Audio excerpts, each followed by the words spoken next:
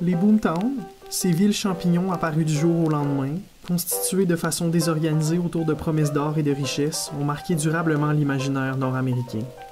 La naissance de l'Abitibi, nouveau Klondike québécois, attira aussi son lot d'aventuriers, contrebandiers, proxénètes et bootleggers de toutes sortes. Alcool, prostitution, jeux d'argent, bagarres et criminalité sont quelques-uns des ingrédients classiques d'une ruée vers l'or. La ville de Rouen, dont la réputation sulfureuse lui collera longtemps à la peau, ne fit pas exception à la règle. En collaboration avec les Archives nationales du Québec, la Corporation de la Maison du Mulon vous présente une petite histoire clandestine des débuts de la ville.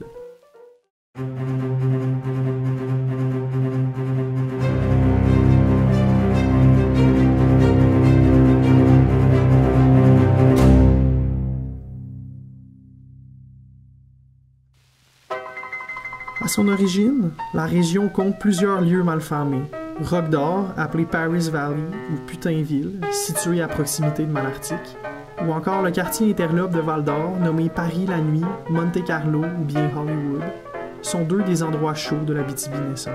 Le Red Light de Rouen est appelé pour sa part le Vimy Ridge, en souvenir de Vimy en France où de nombreux soldats canadiens périrent lors de la Première Guerre mondiale. Le Vimy Ridge est le quartier de la prostitution et des débits d'alcool illégaux au tout début de la ville. L'endroit portait ce nom sans doute parce qu'on y entendait souvent le bruit des coups de feu et des batailles. On l'appelle aussi la Petite France, car le simple nom de la mère patrie évoque, à cette époque au Québec, un monde de plaisirs décolletés et de vices. Le Vimy Ridge était situé sur la rue Lakeshore ou avenue du Lac, du coin de la rue du Portage environ jusqu'à l'actuel monument des Pionniers, près du lac Ossisco. Il s'y trouvait non seulement des maisons de passe, autrement dit des bordels, mais aussi des endroits appelés Blind Pig où l'on pouvait boire illégalement et jouer à des jeux d'argent. Avant que la ville ne soit incorporée en municipalité, la vente d'alcool sur son territoire est illégale.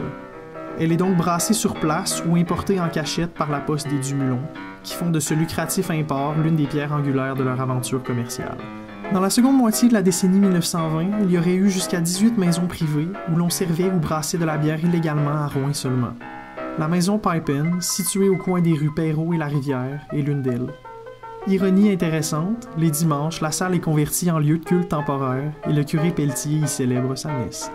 À l'ouverture de la commission des liqueurs à Rouen en 1928, le magasin écoule pour 2500 $ de produits en une seule journée, ce qui représente une somme fort considérable pour l'époque, vu surtout la population locale.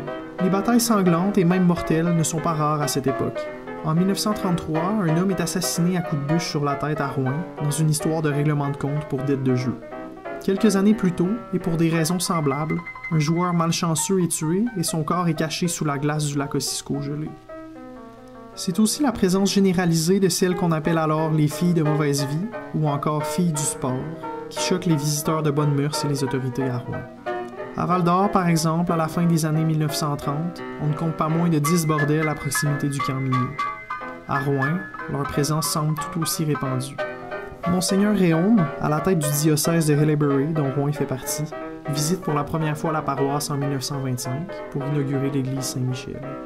Au cours de la nuit qu'il passe dans le camp du garde-feu, il est tenu éveillé par une altercation qui survient non loin entre un dénommé Sullivan et une trafiqueuse d'alcool illégale surnommée Yukon Jessie.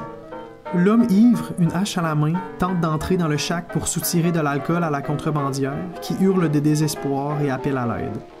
Bien qu'elle lui verse par la fenêtre le contenu d'une bouilloire sur la tête, l'homme fou de rage parvient à entrer dans la cabane, alors que Yukon Jessie reste les fesses prises dans le cadre de la fenêtre, en tentant de s'échapper. Cette première nuit passée à Rouen fit dire à Monseigneur Réaume qu'il avait, selon son expression, vu un coin de l'enfer. Au fil des années 30 et 40, la ferveur initiale s'apaise progressivement et Rouen, pourrait-on croire, s'assagit en vieillissant. La Frontière, le journal local d'allégeance catholique, continue néanmoins de jouer les chiens de garde en matière de mœurs.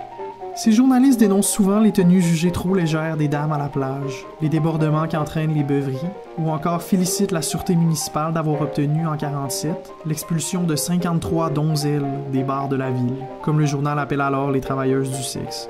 Ces campagnes de moralisation se poursuivront assez longtemps, et bien que passablement assagie, la ville qui compte de très nombreux hôtels restera longtemps célèbre pour sa vie nocturne agitée. Fréquentés par plus d'une génération, certains lieux resteront célèbres, à l'exemple de l'hôtel Albert, véritable institution dans l'histoire de la ville, mais aussi l'hôtel Plaza ou Windsor. Les anciennes générations laissent place aux nouvelles, et la ville se transforme au rythme du monde qui change. Malgré que Rouyn-Noranda ne soit plus la boomtown agitée et criminalisée qu'elle était à l'origine, certains lieux et événements gardent heureusement la tradition de ville festive bien vivante, au plus grand plaisir des Rouyn-Norandiens qui ont toujours su s'amuser.